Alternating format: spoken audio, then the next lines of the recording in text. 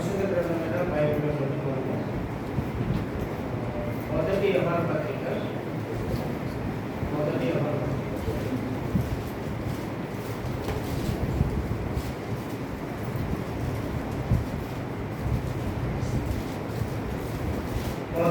పత్రిక 5వ అధ్యాయము 20వ వచనము అందరూ కలిసి చదువుతున్నాము. మొదటి యోహాను పత్రిక 5వ అధ్యాయము 20వ వచనం. Page number 224. ఒకటే వచనం.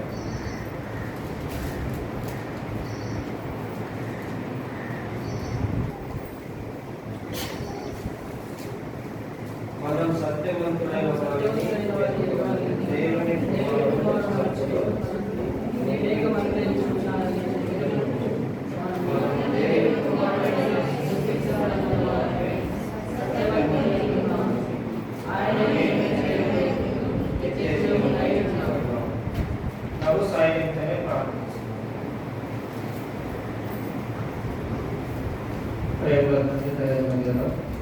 ఎంపిక మాట మోసపరచుకునే తీసుకున్నామని ప్రార్థిస్తున్నాను. పాటలో మీరు మాకు చేసిన సహాయం ఇంకా మేము సరైన రాగంలో తాగంలో మంచి నేర్చుకొని మాట్లాడుతూ మీరు మాకు నేర్పించండి ప్రార్థిస్తున్నాం తండ్రి. దేవదూతలు ఎంతో చక్కగా మాట్లాడాలని మేము సంతోషపరిచినట్టు, కానీ దేవదూతల ఆరాధన మాటలు కాదు, పాపులైన మనుషుల ద్వారా మీరు ఆరాధింపబడాలని సంతోషపడాలని మీరు మా పట్ల మీరు చూపిన మీ కృపను మీ దయను మీ కనికరాన్ని మేము గుర్తించిన వాళ్ళుగా గ్రహించిన వాళ్ళుగా తండ్రి మేము కృతజ్ఞత కలిగి మేము సేవించడానికి మీరే మాకు సహాయపడాలని ప్రార్థిస్తున్నాము. మమ్మల్ని సిద్ధపరచుకోవడానికి సహాయపడండి. చదువుల వాక్యాన్ని మీరు దీవించి ఆశీర్వదించండి. ఐదత్తులను చేప ఆశీర్వదించండి. దేవుని వాక్యాన్ని ఆశీర్వదించండి. ఆరాధన పరంగా కావాల్సిన మీ లేఖనాలను మాకు అనుగ్రహించండి. మీ లేఖనాలు ఆధారం చేసుకొని ప్రభావ మేము ఆరాధించడానికి సహాయపడాలని ప్రార్థిస్తున్నాం. మీ మాటలు మాట్లాడడానికి యోగ తరగతి లేని వాడిని కన్నబడ మీరు జ్ఞాపకం చేసుకోండి. ప్రభావ మీ సమయంలో తండ్రి మత్తయి సువార్త 10:20 జ్ఞాపకం చేసుకొని నిర్గమకాండ 4:12 నా పక్షంలో మీరు జ్ఞాపకం చేసుకొని మా అందరితో కూడా మాట్లాడండి. శబ్దాంతరం ద్వారా ప్రజలతో కూడా మీరే మాట్లాడమని చెప్పండి. ఆ ప్రాంతంలో మీరు ఆలోచించినందుకు స్తోత్రము చెల్లించుకోండి. యేసుక్రీస్తు నామమున అడిగి వేడుకుంటున్నాము తండ్రి. ఆమేన్.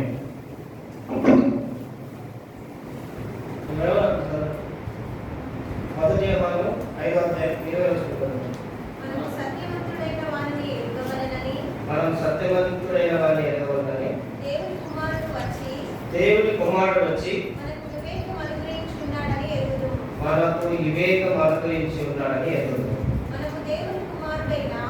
మనం దేవుని కుమారుడైన యేసుక్రీస్తు నందున్న వారమై సత్యవంతుని యందు ఉన్నాము. ఆయనే నిజమైన దేవుడును నిత్య జీవమై ఉన్నాడు. మనం ఈ వచనంలో దాదాపు మరి 5 మాటలు మనము చూడగలుగుతున్నాం. 5 మాటలు. అయితే 5 మాటలు మనం చూడగానే మనము నిజమైన దేవుడు అనే మాట గురించి మనం చూస్తున్నాం. నిజము అనేది చాలా ప్రాముఖ్యమైనది. పరిశుద్ధ గ్రంథమైన బైబిల్లో నిజము అనే మాట మరి దాదాపు మరి 50 సందర్భంలో అంటే రాయబడుతుంది. 50 స్థలాల్లో రాయబడుతుంది. నిజం అంటే ఇంగ్లీష్లో ట్రూత్ అంటారు. నిజము, సత్యము, యథార్థత, ఆ తర్వాత మరి ఇవన్నీ కూడా పర్యాయ పదాలు, ఒకటే అర్థం ఇచ్చే పదం. అయితే ఇక్కడ నిజమైన దేవుడు అని భక్తుడైన యోహాను మనకు పరిచయం చేస్తున్నాడు. ఈ యోహాను ఎవరంటే యేసుక్రీస్తు ప్రభువారి శిష్యుడు. యేసుక్రీస్తు ప్రభువారికి 12 మంది శిష్యులు ఉన్నారు. ఆ 12 మంది శిష్యులలో యోహాను చాలా ప్రాముఖ్యమైన వ్యక్తి.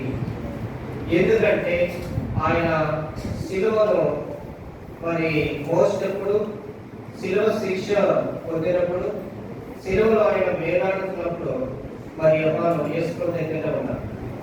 మిగతా శిష్యులు ఆ విధంగా చెప్పారు. యేసు ప్రభు చెప్పాడు, మరి గొర్రెల కాపరిని కొడతాడు, గొర్రెలన్నీ కూడా చెందిపోతాయి అని చెప్పాడు. తర్వాత అర్థం కాలేదు. మళ్ళీ ఒకసారి మరి పాపులైన మనిషి కుమారుడు అప్పగింపబడతాడు అని చెప్పాడు. అది కూడా అర్థం కాదు. అయితే మూడోసారి యేసుక్రీస్తు ప్రభువారు చెప్తారు.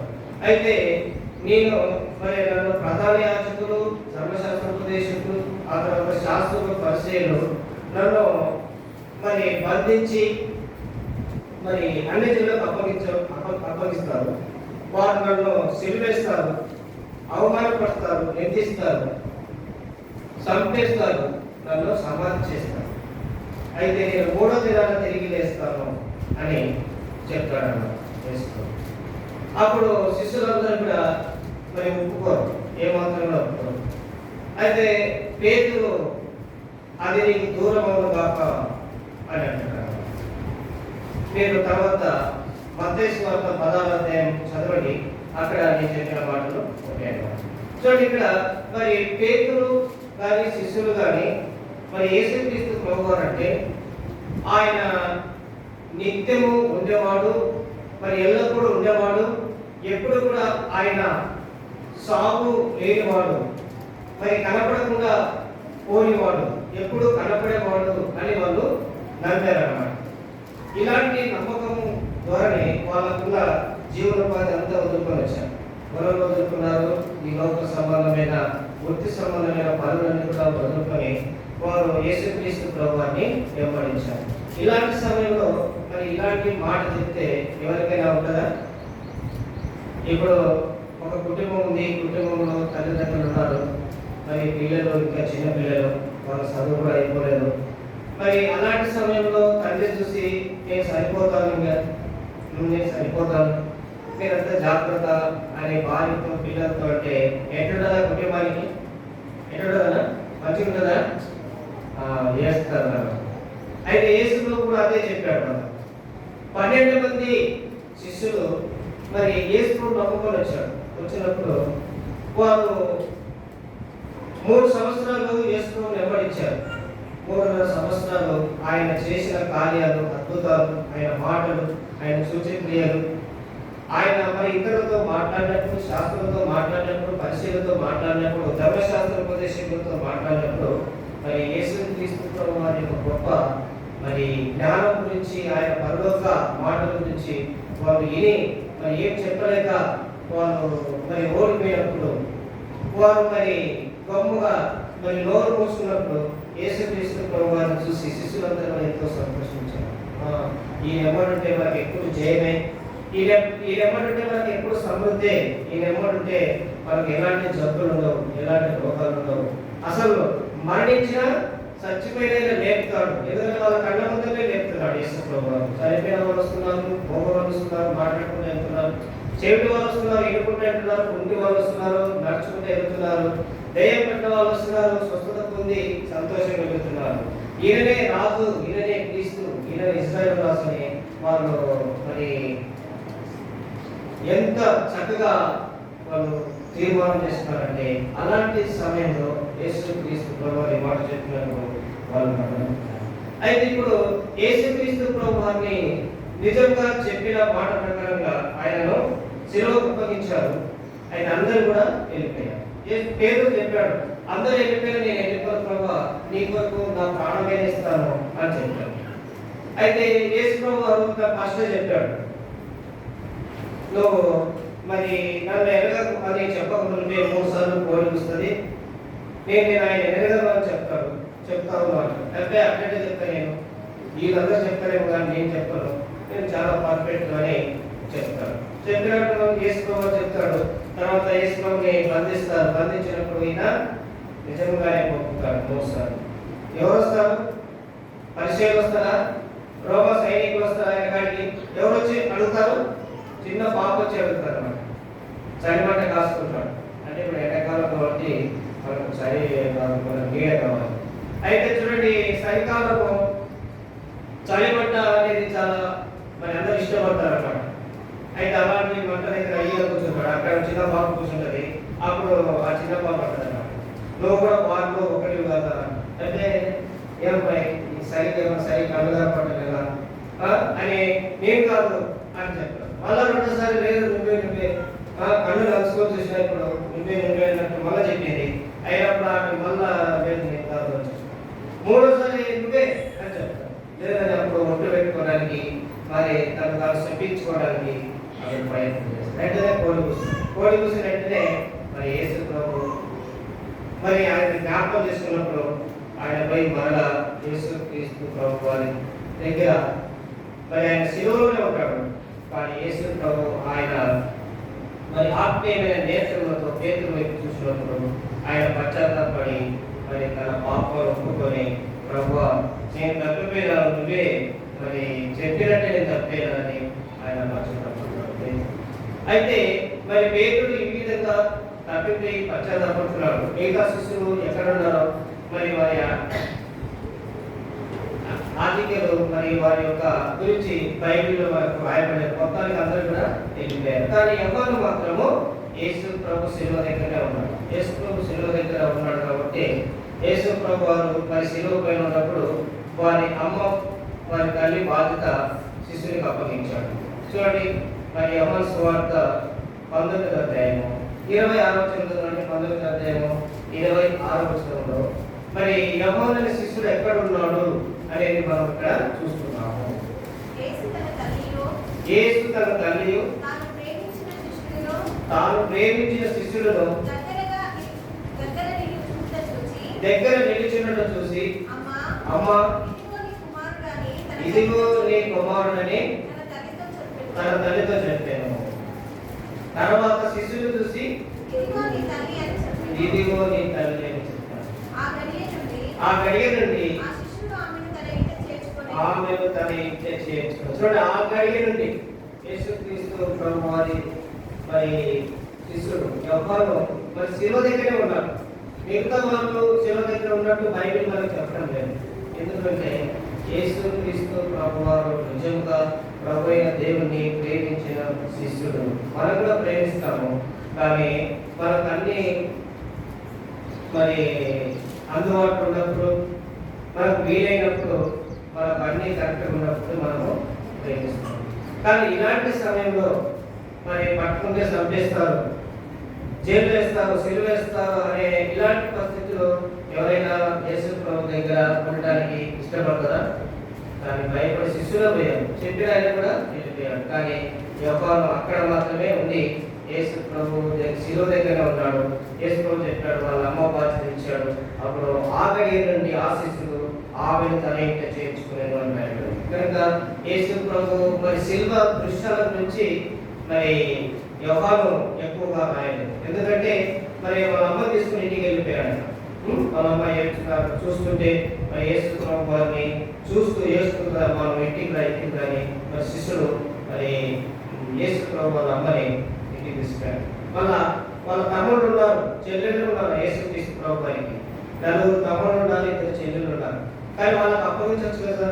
లేదు, అప్పగించలేదు. అంటే నిజంగా మరి ఎవరైతే ప్రేమిస్తారో, నిజమైన ప్రేమ, నిజమైన అంటే ఈ యొక్క యోహాను భక్తుల్లో ఏముందంటే నిజము కనపడుతుంది. అంటే అందుకే ఈయన నిజమైన దేవుడు అని చెప్తున్నాడు. చూడండి, నిజమైన దేవుడు అంటే అబద్ధమైన దేవుడు ఉన్నారని మనం తెలుసుకోవాలి. కనుక మనం కూడా మరి గత కాలంలో మరి యేసుక్రీస్తు ప్రభువును విశ్వాసం ఉంచుకుంటూ మనము నిజము కాని దానికి బోధిస్తూ, ఆరాధిస్తూ, సేవిస్తూ మరి వాటికి మరి ఎంతగానో మనము భక్తి మర్యాదలుగా చేసేవాళ్ళు. మనమే కాదు, మరి చాలా మంది ఆ విధంగా చేస్తున్నారు. అయితే దేవుడు అయినా మరి తన కృప చేత మనల్ని నిజంలోనికి తీసుకొచ్చాడు. నిజమైన వెలుగులోనికి, నిజమైన సత్యంలోనికి మనల్ని తీసుకొచ్చాడు. చూడండి, యోహాను నిజం గురించి ఏ విధంగా రాస్తాడు చూడండి. యోహాను సువార్త 1వ అధ్యాయం 9వ వచనంలో, యోహాను సువార్త 1వ అధ్యాయం 9వ వచనంలో అక్కడ నిజమైన వెలుగు అది లోకంలోనికి వచ్చుచు ప్రతి మనిషిని వెలుగుచున్నది. చూడండి, ఇక్కడ మరి నిజమైన వెలుగు, వెలుగులో కూడా అబద్ధమైన వెలుగులు ఉంటాయి. కానీ నిజమైన వెలుగు, మరి నిజమైన వెలుగు అంటే దానికి ఎలాంటి సపోర్ట్ అవసరం లేదు. నిజమైన వెలుగు సపోర్ట్ అవసరమా? ఇప్పుడు దేవుడు సూర్యుని సృష్టించాడు, సూర్యునికి ఏదైనా సపోర్ట్ ఇవ్వాలా వెలగాలంటే? ఇప్పుడు మరి ట్యూబ్ లైట్ ఉంది, ట్యూబ్ లైట్ కు ఏం సపోర్ట్ కావాలి? వైర్ సపోర్ట్ కావాలి, తర్వాత వాటిని కట్టకేయాలి, ఇంకా చాలా పనులు ఎలక్ట్రికల్స్ వస్తుంది. అయితే చూడండి, ఎలక్ట్రికల్ తెలిసినట్టు మనకు లేదు. అయితే ఇక్కడ మరి సూర్యునికి ఎలాంటి సపోర్ట్ లేదు. దేవుడు ఆ విధంగా సృష్టించాడు సూర్యుని వెలుగు ఇవ్వడానికి. ఎందుకంటే మరి ఆదికాండము 1వ అధ్యాయము మరి యేసుక్రీస్తు మరి దేవుడైన యెహోవా మరి 4వ దినాన మరి సూర్యుని చంద్రుని చేశాడు. 4వ దినాన మరి పగులు వెలిగించుటకు పెద్ద జ్యోతిని, రాత్రిని వెలిగించుటకు సూర్యుని చంద్రుని నక్షత్రం ఆయన చేశాను అని రాయబడింది.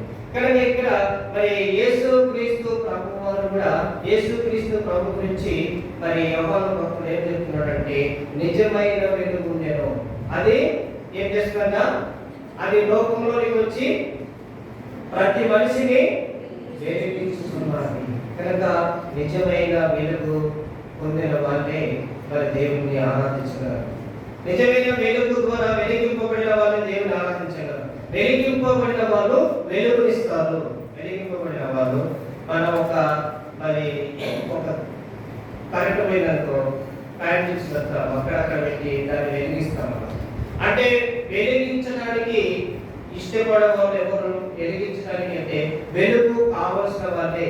వెలుగు ఎవరికైతే అవసరమో వాళ్ళు మాత్రమే ఆ ఒక్క మరి వెలిగించడానికి ఇష్టపడతారు. కానీ మరి వెలుగు అవసరం లేదు, మాకు చీకటి కావాలి. చీకటి అంటే అబద్ధం. చీకటి అంటే ఈ లోక సంబంధమైన పనులు, ఈ లోక సంబంధమైన అలవాట్లు, ఈ లోక సంబంధమైన మరి ఆదాయ సంపద, ఈ లోక సంబంధమైన వాటిలన్నిటి కూడా అది చీకటి అని చెప్తున్నాడు. కనుక యేసుక్రీస్తు ప్రభువు కూడా అదే చెప్పాడు. చూడండి యోహాను సువార్త 8వ అధ్యాయము 12వ వచనం చదవండి. యోహాను సువార్త 8వ అధ్యాయము 12వ వచనంలో యేసుక్రీస్తు ప్రభువు గురించి యేసుక్రీస్తు ప్రభువు తన నోటుకుండా చెప్తున్నాడు. మరలా యేసు నేను లోకములకు వెలుగును, నన్ను వెంబడించువాడు చీకట్లో నడవక జీవపు వెలుగు కలిగి ఉన్నదని వారితో చెప్పారు. కనుక జీవపు వెలుగు, కనుక చాలా వెలుగులు ఉంటాయి, కానీ జీవపు వెలుగు అంటే ఇది జీవించే వెలుగు. మరి మరి ఎప్పుడు కూడా ఉండే వెలుగు, ఆ వెలుగే యేసుక్రీస్తు ప్రభువారు. కనుక మరి ఆ వెలుగు గురించి తన గురించి తానే చెప్పుకుంటున్నాడు. నేను మరలా యేసు అంటే అంతమందికి ఒకసారి చెప్పాడు, మరలా యేసు నేను లోకములకు వెలుగును అని చెప్పాడు. చూడండి ఇక్కడ మరి దేవుడు సృష్టించిన సూర్యుడు ఉన్నాడు వెలిగివ్వడానికి. అయితే మరి సూర్యుడు లోకమంతా అంటే లోకం అంటే భూమి ఎంత అన్నమాట. భూమి అంటే భూమికి అంతా ఒకేసారి వెలుగు ఇవ్వలేడు సూర్యుడు. అంటే మనం నైట్ మనకు ఒక దిక్కుకు వెలిగిస్తే ఇంకొక దిక్కు పగులిస్తున్నాడు. అంటే ఇప్పుడు మనకు పగులుంది ఆసియా ఖండం, మన భారతదేశం ఆసియా ఖండం ఉంది. అయితే మరి అమెరికా వేరే ఖండాలలో ఇప్పుడు ఏముంటుందా? చీకటి ఉంటుంది. చూడండి ఇప్పుడు దేవుడు వెలిగివ్వడానికి ఇచ్చాడు సూర్యుడు, కానీ లోకమంతా భూమి అంతా ఒకేసారి వెలిగివ్వలేకపోతుంది. అయితే యేసు ప్రభువు ఏమంటున్నాడు? నేను లోకములకు వెలుగును అంటున్నాడు. కనుక నిజమైన వెలుగు, కనుక నిజమైన వెలుగు మరి ఎవరైతే నిజంగా దేవుడి చేత వెలిగింపబడతారో వాళ్ళు వెలుగుతూ ఉంటారు. వాళ్ళు వెలుగుతూ ఉంటారు. చూడండి యోహాను సువార్త 5వ అధ్యాయము, చూడండి యోహాను సువార్త 5వ అధ్యాయము 35వ వచనం చూడండి. యోహాను సువార్త 5వ అధ్యాయము 35వ వచనం. అతడు మండుచు ప్రకాశించుచున్న దీపమై ఉండెను, నేను అతని వెలుగులో ఉండి కొంతకాలం ఆనందించుటకు ఇష్టపడితిని. చూసారండి ఇక్కడ యేసుక్రీస్తు ప్రభు గురించి చెప్తున్నాడు. ఎవరు చెప్తున్నారు ఈ మాట? ఎవరు చెప్తున్నాడు? బాప్తిస్మిచ్చు యోహాను చెప్తున్నాడు. బాప్తిస్మిచ్చు యోహాను. చూడండి యోహాను సువార్త 5వ అధ్యాయము 35వ వచనంలో ఇక్కడ మరి అతడు మండుచు ప్రకాశించు దీపమై ఉండెను అని చెప్తున్నాడు. అతడు మండుచు ప్రకాశించు దీపము అయి ఉండెను అని చెప్తున్నాడు. అంటే మరి మండుచు ప్రకాశించు దీపం అంటే ఎవరు? యోహాను మండుచున్నాడు, ప్రకాశించు దీపమై ఉన్నాడు. యేసుక్రీస్తు ప్రభువారు మరి యోహాను గురించి సాక్ష్యం ఇస్తున్నారు. యేసుక్రీస్తు ప్రభువారు యోహాను గురించి ఏమని సాక్ష్యం? ఏ యోహానైనా శిష్యుడైన యోహాను కాదు, బాప్తిస్మిచ్చు యోహాను. బాప్తిస్మిచ్చు యోహాను చాలా కఠినమైన, అంటే ఏలియా ఆత్మ కలిగిన వాడు. ఏలియా ఆత్మ, ఏలియా ఏ విధంగా కఠినం కనుక ఈ భూలోక ప్రజలకు దేవుని వార్తను, దేవుని సందేశాన్ని, దేవుని యొక్క తీర్పులను, దేవుని యొక్క ప్రేమను ప్రకటించాడు. అదేవిధంగా మరి బాప్తిస్మం యోహాను కూడా మరి ప్రకటించాడు. ఆయన ఒంటె రోమములు, తర్వాత మిడతలు, అడవి తేనె. తేనంటే ఎవరైనా తాగుతారు, కానీ మిడతలు తింటే ఎవరైనా మిడతలు తినంటే బాబు తేనె నంచుకుంటారు, తేనె నంచు పెట్టుకొని మిడతలు తినంటే తింటారు ఎవరైనా తినరు. చూడండి, తేనె తాగుతారు కానీ మిడతలు అవాయిడ్ చేస్తాం మేము. మిడతలు మాకు ఇష్టం లేదు అంటున్నారు. పిల్లలు కూడా కొన్నిసార్లు భోజనం, పెద్దోళ్ళు కూడా కొన్నిసార్లు భోజనం పెడితే మరి పల్లెములు అన్ని తినరు. మరి తింటారు కదా అన్ని వడ్డించేది, తింటారు కదా అన్ని వడ్డించేది. కూరగాయలు తినరు, కరివేపాకు తినరు, కోకటి తినరు. చూసారా, ఇవన్నీ తినడానికే అన్ని కూడా మరి భోజనం చేసి తింటేనే ఆరోగ్యం ఉంటుందని వాళ్ళు ఎంతో కష్టపడి భోజనం వడ్డిస్తే మరి కొన్ని తినాలన్నమాట. అయితే చూడండి, ఇక్కడ కూడా మరి బాప్తిస్మం యోహాను భోజనం ఏంటంటే మరి తేనెలు, అడవి మిడతలు. చూసారండి, మరి అలాగా చాలా మరి కఠినమైన జీవితాన్ని జీవించిన వ్యక్తి యోహాను. ఈ యోహాను గురించి యేసు ఏం చెప్తున్నాడంటే అతడు మండుచు ప్రకాశించు దీపము అని చెప్తున్నాడు. కనుక మరి ఈ యొక్క ఉదయకాల సమయంలో మరి ఆరాధించడానికి వచ్చిన మనం కూడా మరి వారమంతా, పోయిన వారం నుంచి ఈ వారం వరకు మన దేవుని కొరకు సాక్షులుగా ఉండాలి అని మనకు బోధిస్తుంది వచనం. చూడండి, మండుచు ప్రకాశించు అంటే ప్రకాశం అంటే మన సాక్ష్యం గురించి మరి వచనం అన్నమాట. మన సాక్ష్యం గురించి. ప్రకాశం అంటే మరి మామూలుగా ఇక్కడి నుంచి లైట్ వేస్తే మరి ఇక్కడి వరకు వెళ్ళిపోతాడు. కనుక ఒక లైట్ సరిపోదని 2-3 లైట్లు మనము వేస్తున్నాము. అయితే 2-3 లైట్లు కూడా సరిపోకుండా మరి ఇంకొక పెద్ద పెద్ద లైట్లు, ఎందుకంటే ప్రకాశం కావాలి, మనకు వెలుగు కావాలి అని మనం అంటాం. అయితే ఈయన కూడా చూడండి, ఈయన మండుచు ప్రకాశించే దీపం. ప్రకాశం అంటే మరి చాలా దిక్కుపోయేది, అంటే ప్రకాశం అంటే చాలా మరి దూరం పోయేది. అయితే మన సాక్ష్యం కూడా మరి దూరం పోవాలి, 6 దిక్కుల సాక్ష్యం. మరి ఎట్టి పక్కలు ఉన్నవాళ్ళు, తర్వాత మన గేర్లో ఉన్నవాళ్ళు, ఆ తర్వాత మన గ్రామస్తులు అందరూ కూడా వీళ్ళు మండుచు ప్రకాశించు దీపములు, వీళ్ళు మరి వీళ్ళు ప్రకాశించే వాళ్ళు. ప్రకాశం అంటే మరి సాక్ష్యం, మన మంచితనం, మన ప్రేమ, మన ప్రార్థన జీవితం, మన కుటుంబ ప్రార్థన, వ్యక్తిగత ప్రార్థన, మన ఆరాధన, మరి నిజంగా దేవుని బిడ్డలు వీళ్ళు అని మన గురించి సాక్ష్యం గురించిగా, మన సాక్ష్యానికి సూచనగా చెప్తున్నాడు యోహాను. మరి బాప్తిస్మం యోహాను ఆ విధంగా తాను మరి దేవుని కొరకు సమర్పించుకున్నాడు. యేసు ప్రభు వారి కన్నా 6 నెలల ముందు వచ్చాడు. యేసు ప్రభు 6 నెలల పెద్ద.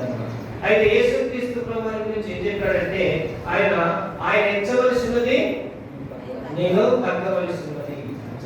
నేను ముందు వచ్చినాను, నేను సీనియర్ని అంటే. చూడండి, యేసు క్రీస్తు ప్రభు వారు మరి ఈయన కూడా యోహాను కూడా మరి ఎట్లా వచ్చాడంటే ఈయన దేవుని చేత పంపబడిన వ్యక్తి అన్నాడు. దేవుని చేత పంపబడిన వ్యక్తి అని యోహాను గురించి రాయాలి. చూడండి, మన ఊరిలో చూడండి, మన ఊరిలో ఇప్పుడు మరి నందిగామలో సర్పంచ్ గారు అనుకోండి, పెద్ద ఒక అధికారి ఉంటాడు. అధికారి చేత మనం పంపబడితే మనకు ఎంత హోదా ఉంటుంది. నేను మామూలు మనుషులు కదయ్యా, నేను మామూలు వచ్చానుకున్నారా, నేను అధికారుల ద్వారా పంపబడ్డా చూసుకోలేక అని మనం చూపిస్తాం. అదేవిధంగా మరి పూర్వకాలం పౌలు కూడా అదే విధంగా అధికారులతో లెటర్ తీసుకొని పోతాడు. ఆయన ఎక్కడికి పోతున్నాడు?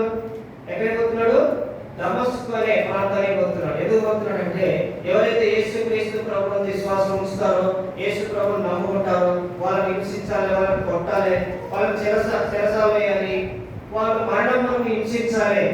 ఎందుకంటే యేసు ప్రభు దేవుడు కాదు, యేసు ప్రభు దేవుడు కాదని చెప్తే హింసించాడు. చెప్తే ఇంకా హింసిస్తుంటాడు. ఎప్పటి వరకు హింసిస్తాడు? మరణం వరకు హింసిస్తూనే ఉంటాడు. అలాగా మరి ప్రధాన యాజకుల చేత మరి వారు ఏం చేశారు? అథారిటీస్ అంటే పత్రికలు రాసి ఇచ్చారు. నువ్వు నీకు ఎదురు లేదు అని చెప్పారు. ఆయన పత్రికలు తీసుకొని మరి దమస్కు మార్గంలో మరి ప్రవేశిస్తుంటే అప్పుడు ఆయనకు వెలుగు ప్రకాశించింది. ఏ వెలుగు? చూడండి, మరి అపోస్తుల కార్యము 9వ అధ్యాయం. అపోస్తుల కార్యము 9వ అధ్యాయంలో ఇక్కడ మరి పౌలు వాక్యములకు ఏ పేరు? సౌలు.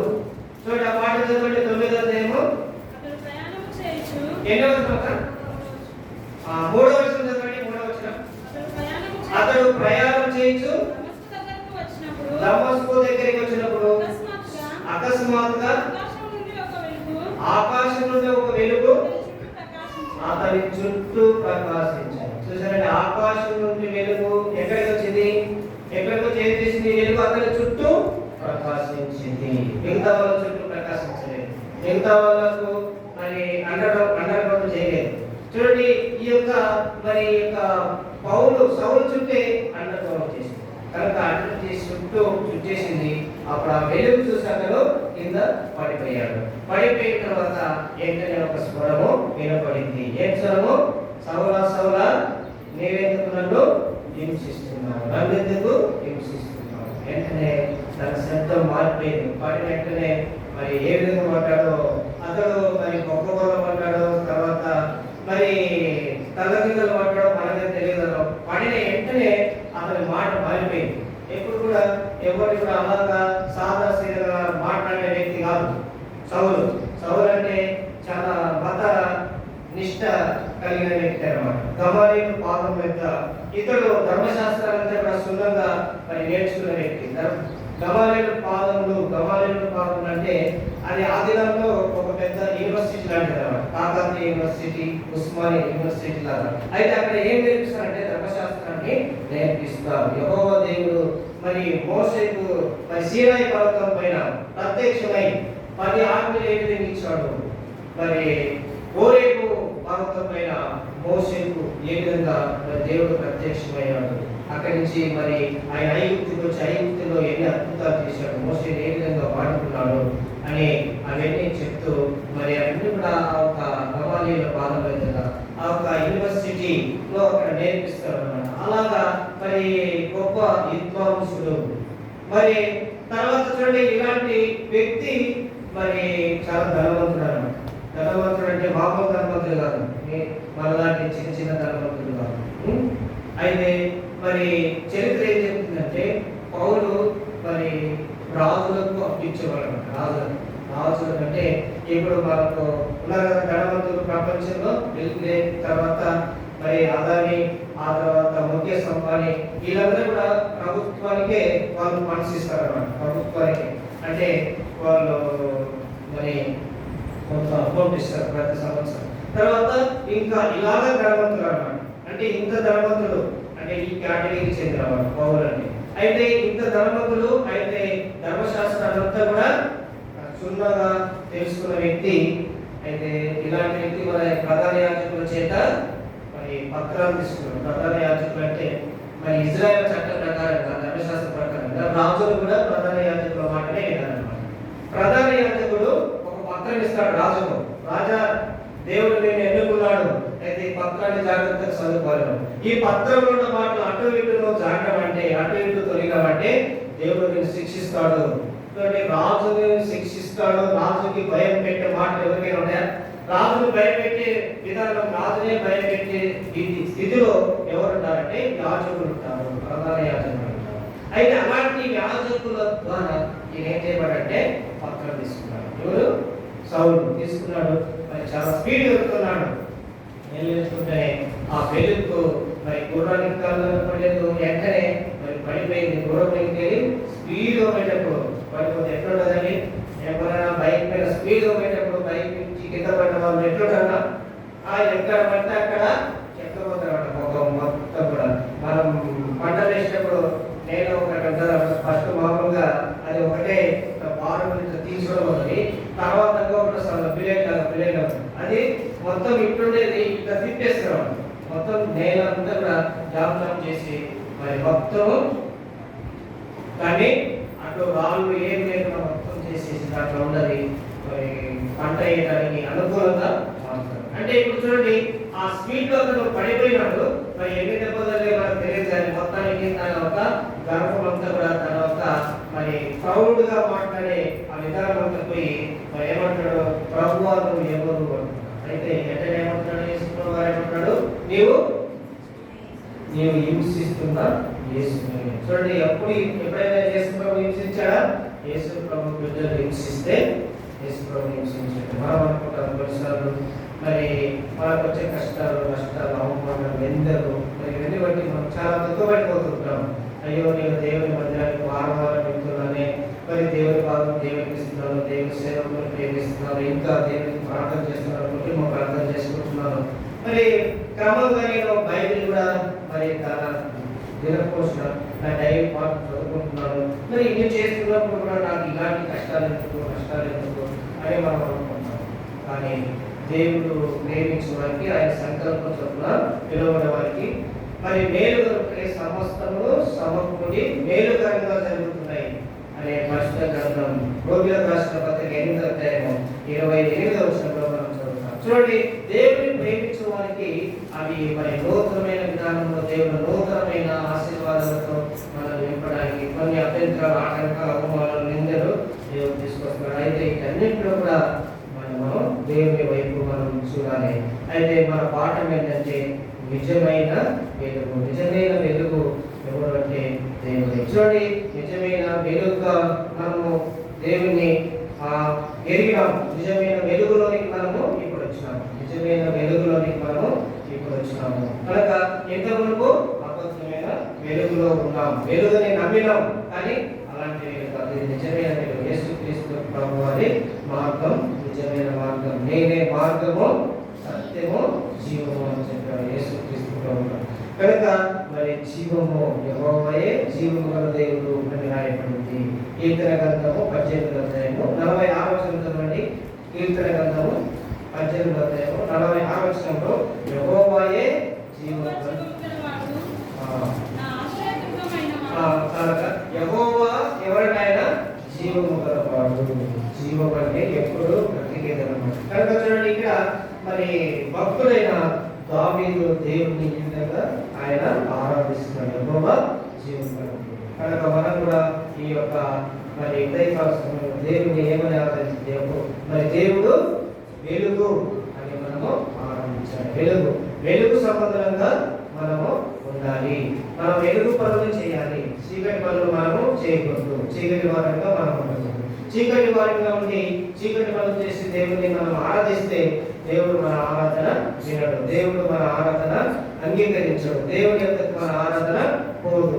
అయితే మనం ఎప్పుడైతే వెలుగుగా ఉండి దేవుడిని ఆరాధిస్తామో దేవుని ఆరాధన మన యొక్కకు పోయి దేవుని ఆరాధన, మన ఆరాధన దేవుని కాడికి పోయి అక్కడి నుంచి మనకు ఆశీర్వాదాలు వస్తాయి. కనుక చిన్నపిల్లల పాట ఉంది కదా, స్తుతి ఆరాధన ఉపాధ్యాయ ఆశీస్సులేగా నిలిచినారు. కనుక మన స్తుతి ఆరాధన పైకి పోతే అక్కడి నుంచి ఏమొస్తాయి? పై నుంచి ఆశీర్వాదాలు వస్తాయి, మనకు ఎన్నో బహుమానాలు వస్తాయి. కనుక మన ఆరాధన పైకి వెళ్ళేదిగా ఉండాలి. ఆరాధిస్తాం, అందరూ ఆరాధిస్తాం, నువ్వు ఆరాధిస్తాం, నేను ఆరాధిస్తాం. కనుక మన ఆరాధన పైకి పోయిందా అది చాలా ఇంపార్టెంట్. కనుక మన ఆరాధన పైకి పోతే మన జీవితంలో జరిగే, మన కుటుంబంలో జరిగే, మన వ్యక్తిగత జీవితంలో, మన ఆరోగ్యపరంగా, ఇంకా మన కుటుంబ పరంగా, మన బంధువుల పరంగా మనం ఎవరికైనా ప్రార్థన చేసినా మనకి దేవుడు మన ద్వారా మనకి స్వస్థత అనుభవిస్తున్నాడు.